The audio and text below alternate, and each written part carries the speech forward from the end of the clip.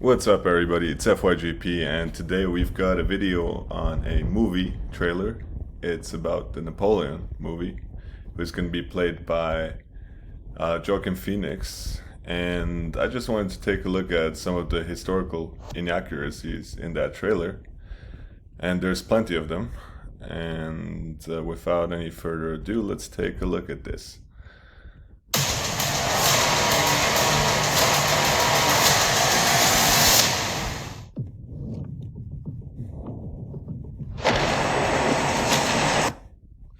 Okay, so here we can see the first historical inaccuracy, the execution of Marie Antoinette, and she actually didn't wear a wig in that execution. She had her hair cut short and had a white hat on. Neither did she have a dress. Neither did she have a dress. So one moment. Yeah. So yeah, you can see the hair is, I think it's just the long hair, but actually that would be historically inaccurate because she wore a white cape and had short hair, and she's wearing some sort of dress, and that's not what happened because she was just given a plain gray robe in that scenario. And what is up with that?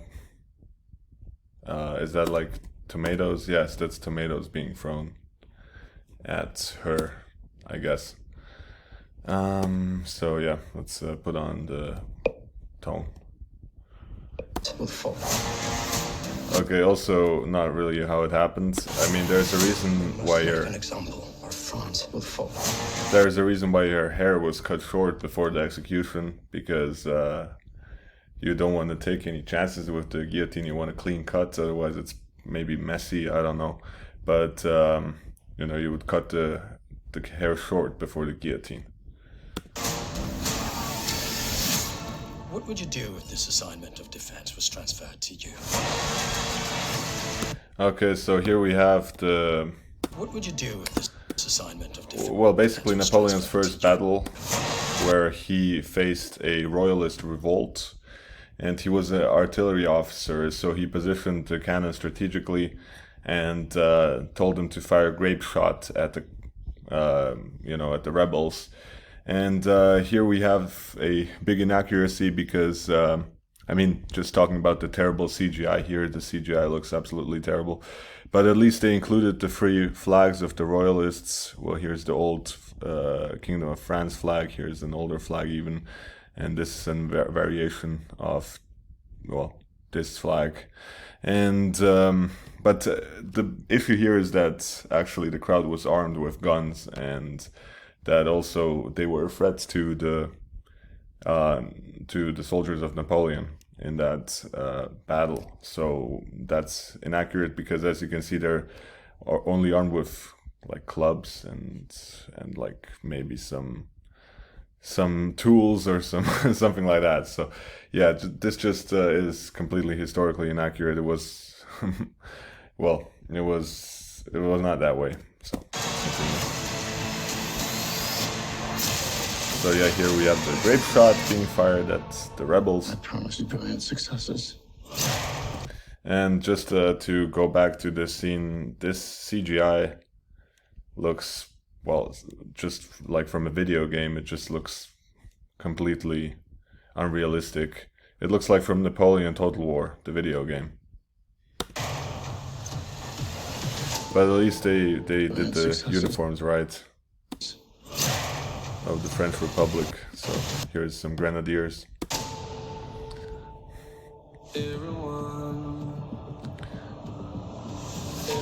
So yeah, here Napoleon is at some party of one of his friends. And what do you see here with the diversity agenda of Hollywood? You of course have to include some black people in the background because, yeah, Hollywood, right? So that would not happen, or the chance of this happening in like 19th century France would be slim to none because there were very few black people in France, and if there were any, there were like exotic servants of some bourgeois and maybe some rich guys who during the French Republic, and they wouldn't be dancing with white women either. So like this I mean, you know, it doesn't make sense. Hollywood just wants to force the diversity agenda down everybody's throats, even though it makes no sense that they would be there. If you want to make movies about black people, I'm all for it. You can make a movie about Mansa Musa, the king of Mali, or you can make a movie about Gannibal, Abraham Petrovich Gannibal, the black person who, well, was gifted to the Tsar, but then became a high-ranking military officer and was accepted into the Russian nobility. That would be an interesting story. But of course, you can't make any movies about Russia either.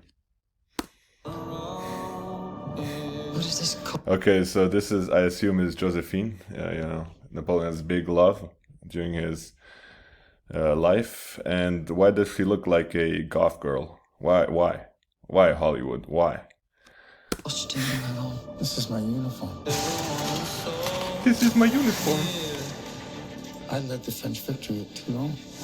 I led the French victory at Toulon. So this is the siege of Toulon you see right now in front of you. And the depiction of the destruction of the British fleet near Toulon is actually quite accurate. What is your name? Napoleon. Has the course of my life just changed? Yeah, so he wouldn't say Napoleon back then because that's his first name. Back then, you would introduce yourselves with your last name, so he would say Bonaparte, or he would say General Bonaparte. So that doesn't make any sense. After 1804, after he was crowned emperor, he would probably call himself Napoleon, but before that, he called himself General Bonaparte. So that doesn't make sense. Okay, so here's the Sphinx and the Egypt campaign of Napoleon. And yes, this is ridiculous. This is the most ridiculous part of this trailer, and I can't believe that Hollywood did this. Napoleon did not fire at the pyramids. It's complete nonsense. Neither did the Battle of the Pyramids take place right in front of the pyramids. It took place 20 kilometers away from the pyramids. So that's just completely inaccurate. And of course, the CGI is not great either. I mean, Kingdom of Heaven, you know, a much better movie for sure. I'm destined for greatness.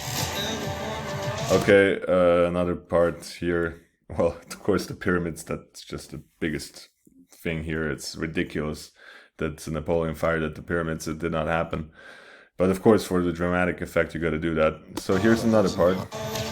Another inaccuracy.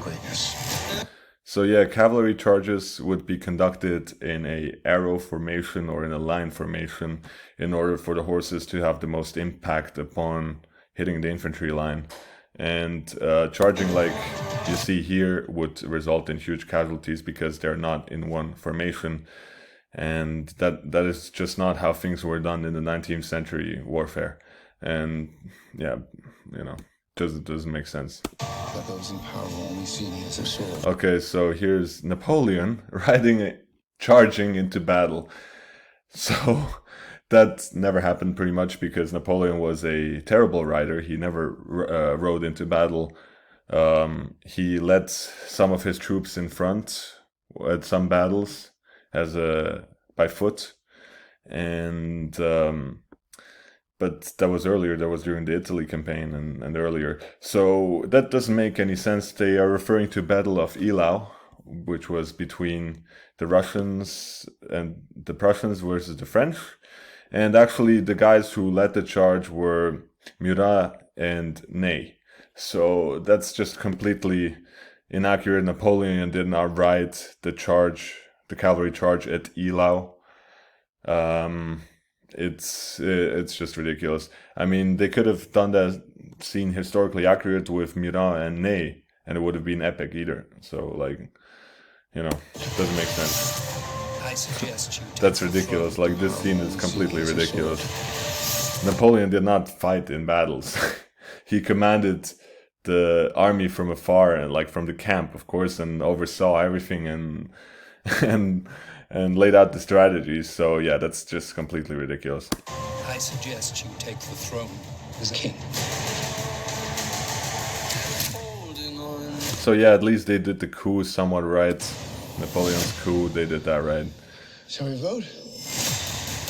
and how he crowned himself emperor, that they did that right. With the... yeah, so...